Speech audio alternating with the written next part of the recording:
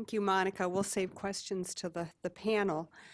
Next, it's my pleasure to introduce Fabio Almeida. Dr. Almeida currently is an assistant professor at Virginia Tech, and he also is the director of the Implementation and Systems Science Laboratory there. But he will be moving soon to the University of Nebraska, where he will be an associate professor. And Dr. Almeida does a lot of his work in physical activity interventions, not necessarily in cancer per se, but in other chronic diseases. Dr. Almeida.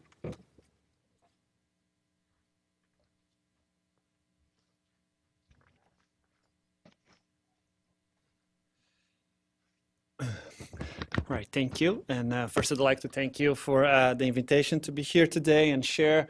And today what I want to do, I'm going to share some of our work, some of the things that we've been doing with our colleagues in Brazil. We do a number I'm currently doing a number of things here in the US, but for the purposes of our presentation today, I'm going to focus on some of our work in Brazil. Before I get going, one of the things I think was one of the, just kind of to continue to make the case, was one of the presenters from early this morning. I don't think I see him. I think it was Tom that talked about the burden of the non-communicable diseases and the underfunding levels of these. And I just had a presentation just a couple weeks ago where I talked about that, but from a perspective, from a diabetes prevention perspective, and I was just going to jump here really quick. And one of the things that I just wanted to add, I added this one last minute, but just to really kind of drive that point as to where our, and this was an article that came out of Nature last year, but really what's going to drive it home the point, the total deaths, the non-communicable diseases, and where the level of investment and spending. You can see the NCDs get about a little sliver there, and most of the spending and money going towards that. So I just thought it was very interesting that he was talking about it. He presented a little bit, and I wanted to kind of drive that point home a little bit more. But so for today, so some of the things I'm going to do, I'm going to talk a little bit about kind of physical activity and cancer risk, kind of show a couple, kind of talk about what are some potential pathways, what do we know about physical activity interventions and how they might be able to help us with primary cancer prevention, what are some effective strategies, kind of go over a little bit of the recommendations from both the American Cancer Society and the ACRI, the American Cancer Research Institute, I believe. And then I'm going to end with kind of talking a little bit about our model. So what kind of a model do we go about in taking some of these evidence-based types of things and working in low resource areas in Brazil? And I'm going to just kind of talk through some of those there. So just briefly, physical activity and cancer risk, regular, moderate, and vigorous physical activity. We have data from over the last 30 years and more showing that physical activity has been linked with a decrease in cancer risk, and not just the physical activity itself. So we have two things of physical activity. It's just that we have the physical activity, the behavior itself, and actually the sedentary behavior has been shown to have an independent influence on cancer risk as well. So it's not just the fact that whether we're meeting the recommendations of 150 minutes a week, but just the fact that sedentary behavior has an independent influence on cancer risk in addition to the physical activity. So it's something that something that we're still kind of coming out. But we see here that with all of these different types of cancer sites, there's different risk reductions that have been shown, and a couple of fairly recent reviews that looked at that, but really kind of talking about that the level of confidence for colon and breast cancer are fairly convincing. The endometrial cancer is on the probable. Then we have prostate, lung, ovary with the levels of scientific evidence. But the take home here is that we have more and more data suggesting of the importance of physical activity to cancer risk. Now, when we talk about physical activity and cancer risk, what are some potential pathways that physical activity may impact that? And some of the ways that have been described, this idea that it may decrease adiposity, decreasing certain types of hormones, changing biomarkers, insulin, improving immune function, and reducing inflammation. Now here, okay, there we go. So here is a picture from Stanek and Lethman. And what they've done here on the figure, they try to kind of highlight not just some of the pathways, but they used what is the current evidence suggesting some of these pathways. And then they also talked about some potential hypothesized pathways. So we see that physical activity, increased physical activity, decreased body fat levels. There's good evidence on the hormones, and then there's good evidence on the different levels of cancer risk. Again, the idea is that there's different ways that physical activity can influence cancer development, and not just from the from early on, but all the way to the chance in the clinical disease. Now, we do have, okay, there are some gaps in this research. So we still need to know more about this idea of determining the type, the dose, and timing of these physical activity intervention, how they might impact some of those different pathways. We still need to know more about that. There's better methods for measuring sedentary behavior, further investigating the actual impact of inactivity on different types of cancer. And that is with some of the new literature that's just coming out. It was about 2 weeks ago in the University of Illinois. They had a conference on sedentary behavior overall. And they brought some of the leading experts in the field and really kind of talking about this independent impact of sedentary behavior in addition to the physical activity recommendations. And one of the things for that is because the measurement, how do we go about measuring sedentary behavior? And that's one of the key gaps that we still need to know more. And finally, there's one of the things that both of these reviews talked about is that for a disease like diabetes, where we had the diabetes prevention program that came out on the late 90s in 2001, and all of that we had these big trials that kind of really talked about the importance of health behavior interventions, weight loss, and all of that for the prevention of diabetes. We still haven't had a similar type of trial of study design that have been applied to exercise and diet for multiple cancer prevention sites. And that's one of the things that the literature continues to talk about, that they don't have one of those big trials. So we're borrowing, when we're talking about cancer prevention, we're borrowing information from the other chronic disease. And one of the things that some of the cancer researchers are talking about is this need for this big trial, big study design to be able to really drive home the importance of exercise diet for cancer prevention across multiple cancer sites. That's one of the things. They've had to specific different cancer sites, but they're talking about this idea of multiple cancer types and sites.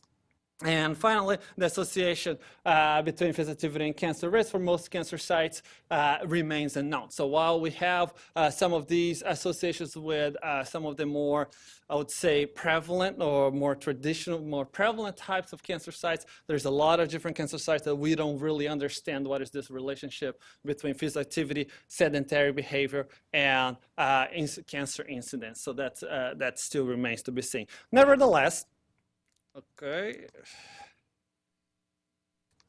this is going in loops. There you go. Nevertheless, both the American Cancer Society and the American Institute for Cancer Research have recognized the importance of physical activity for cancer prevention, and both of them they're similar, but they're slightly different. But they both kind of build on the guidelines, the 2008 guidelines for physical activity guidelines for U.S. for Americans. So we have the physical activity adults, 150 minutes of moderate or 75 minutes of vigorous physical activity per week. Children and adolescents, about an hour of moderate and vigorous a day. And then they both talk about this idea of kind of limiting some of the sedentary behavior. They don't have any and I think it's specific to what does it mean limiting sedentary behavior, but they say as the least, as as much as you can limit sedentary behavior. That's about how much we talk about. Now, even with that, and with these recommendations, they talk about for maximum health benefits here, 60 minutes. But then the American Cancer Society goes further and talks about to have the best benefits in cancer prevention. The American Cancer Society recommends about 300 minutes of moderate physical activity per week, or 150 minutes of vigorous physical activity per week. So they include, when they talk about specific cancer prevention, they actually increase that recommendation. So now that we talked about physical activity, cancer, we've talked about these recommendations. So how do we go about helping people being physically active? What do we know about what is effective about getting people to move more and to be less sedentary?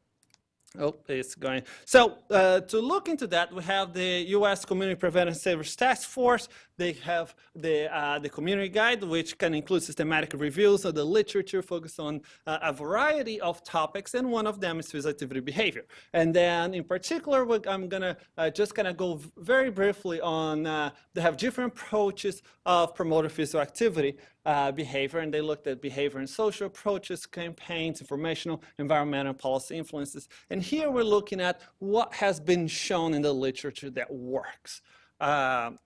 Okay, there we go. So when we're talking about for behavior and social approach, they talk about a lot of these individually adapted health behavior change. So in the literature, we have a lot of evidence suggesting, and these are things that there are individual health behavior types of modification. There's behavior modification types of programs. They focus on things like goal setting, self-monitoring, building social support, behavior reinforcement, problem solving, relapse and prevention into sedentary behavior. So the idea here is that interventions and approaches that include these types of strategies, they all have been shown to be effective in helping folks be more physically active. He also recommends social support interventions in community settings, things like creating buddy system, walking groups, social support contact to increase accountability. And the idea here is that the social support, those social contacts will help individuals to become more physically active. And then also it recommends enhanced school-based physical activity education, in particular instructional strategies to increase physical activity, and lesson plans that incorporate fitness and circuit training activities. Now, all of these things are things that they pulled across. They've done these systematic reviews and pulled across a number of settings, and that those are things that have been shown that the community guide recommends as effective strategies for us to use. Also, okay, it's going in the loop. Okay, so then when we look at the community-wide campaigns, it talks about what they've talked about, and Monica provided a really great example how these things might work. But some of the recommendations are, it has to involve multiple sectors. It has to be highly visible, broad-based, multi-component, because these are complex things. And you have they can also address not just physical activity, but other risk factors. So when we talked about earlier today, tobacco control, healthy eating, and those kinds of things. Those are all health risk factors. They impact not just cancer, but then non-communicable disease across a broad spectrum. So one of the key things for these community-wide campaigns, it seems like when they focus on multiple components, they also tend to be more successful as well. And finally, it does talk about environmental and policy approaches. We've talked about some policy approaches from a tobacco control standpoint. Here are some of the physical activity kind of built environment types of things. So if you think about policies that look at community scale urban designs, things like walkability issues where, proximity to stores, where you design the urban, the zoning regulations, building codes, promote those designs that will support active lifestyles. Those are all things that have been shown to be positively associated with increased physical activity. We also talked about here when I talk about street-scale urban design, it's very similar to the community design, but again, it's this idea of using policy instruments to try and design communities that would be more supportive of those active lifestyles. So these are all of these different approaches. These are all the recommendations, and those are the things that have been shown to be effective. Now, one thing that most of these things have in common, so for these effective physical activity interventions, when you look at the cancer control plan, and there's a bunch of different places where they have examples of effective physical activity promotion programs, they all share some similarities here. They have multiple supervised exercise sessions. They could be anywhere between 60 to 90 minutes. They might be group meeting sessions. They might have support calls. They might include different types of interactive technologies, things like mobile phones, websites. They all include some sort of intervention materials, videos, workbooks, guidebooks, flyers, pamphlets. They might have community campaigns where they have paid newspaper, TV, radio, advertising, website exposure. But one thing that they all have in common, if you notice, they all need a lot of resources. And that's one of the things that we start to kind of notice a pattern here, is that a lot of these evidence-based types of interventions, and that they are suggested both by, if we look at the cancer planner, we looked at the community guide, they all are very resource-intensive types of interventions. So if we're talking about developing these types of interventions in low resource types of areas, then now we start talking about we have to come up with, we have a few challenges here, right? So our key challenge here is how are we going to strike this balance? How do we balance what works? So if we look at all of these recommended approaches, the effective interventions, what is feasible given the available resources of our local community, so the places that we're going to be working with, and what are the needs of that local community, the target audience? Because those are, for us, that is the key challenge there when you're working with not just with low resource communities, but in the work that we do, one of the things that those are the things that we're always thinking about is how we're going to balance all of these things. And the idea here is that ultimately we want to make sure that the programs and the interventions and the policies that we work with our community partners, that they can be sustainable over time. And they're only going to be sustainable over time if these things are matching with each other. It doesn't matter that we have a really highly effective intervention that's very resource intensive, but we don't have the resources to conduct that intervention. Or that maybe that's not what the needs for that particular community is at that time. And as I will talk about one of the examples for one of the projects that we're working on in Brazil, before we could even start talking about physical activity, we had to address issues that they didn't have electricity, they didn't have sanitation, they didn't have water. And those basic needs a lot of times trumps anything else that as a researcher or a public health practitioner that we might come in with. So those are all things that we need to address. So how do we go about doing that? So we use a system that we talked about, this integrated research practice partnership. And this has different ways of being presented. And another way of looking at it as well is this idea of kind of this community-based approach as well, where for us here, just what we look at is the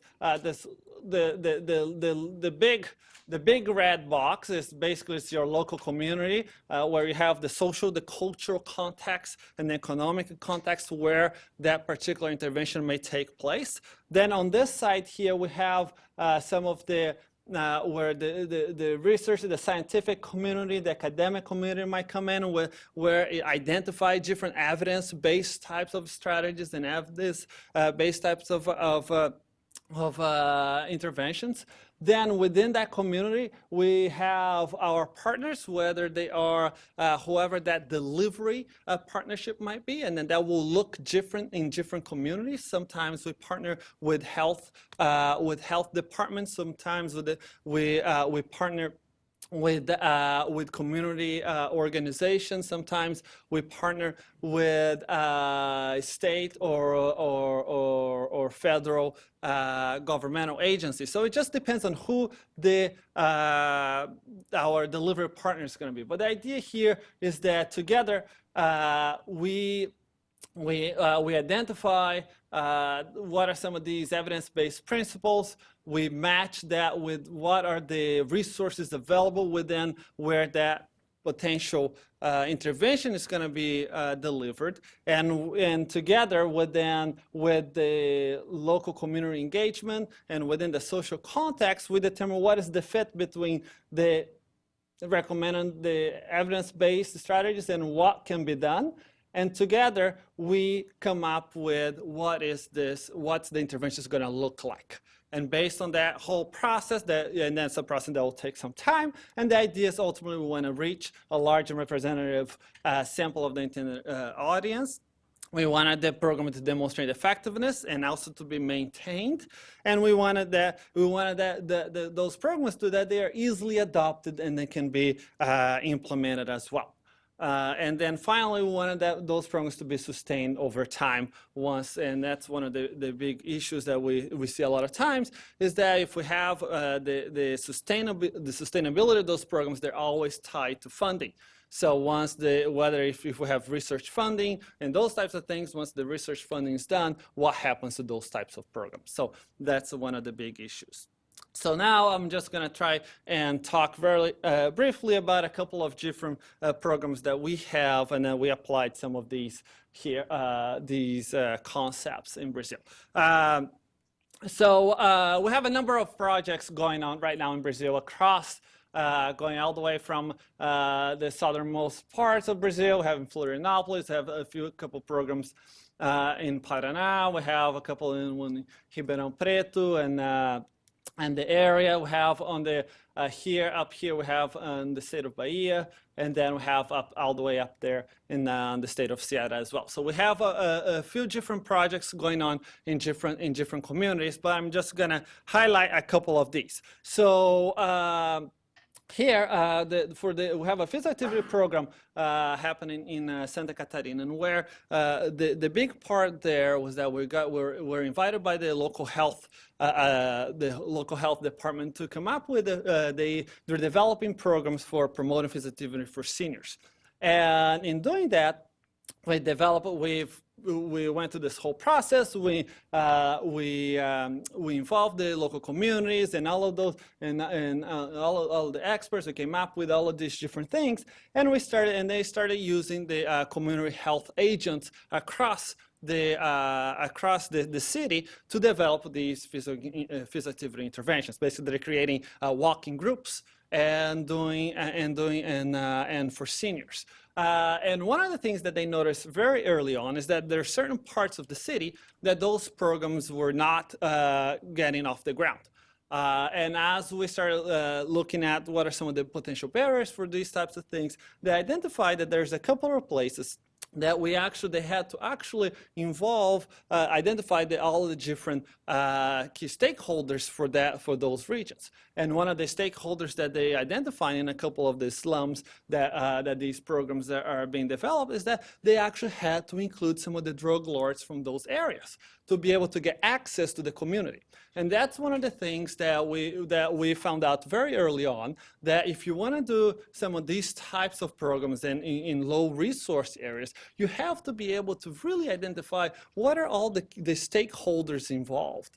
And then as part of the planning process, how are you going to deal with the potential repercussions of some of these things? And the only reasons that we were able to identify those is because a couple of the ladies they're participating, that they were community health agents. They're working for the local city department. They had some of those connections, and they live in the local community, and they also understood what the program was. So that's one of the things. And then, so what are some of the things that we've learned?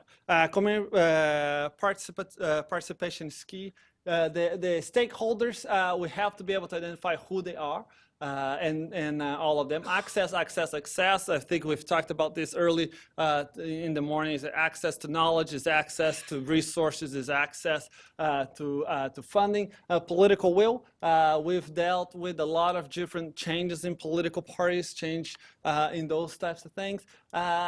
Whose priority? Is that the priority of the research? Is that the priority of the community? Is that the priority of the local politician? Who's the priority for these types of programs? You have to be flexible, you have to be willing to change things, sustainability and funding.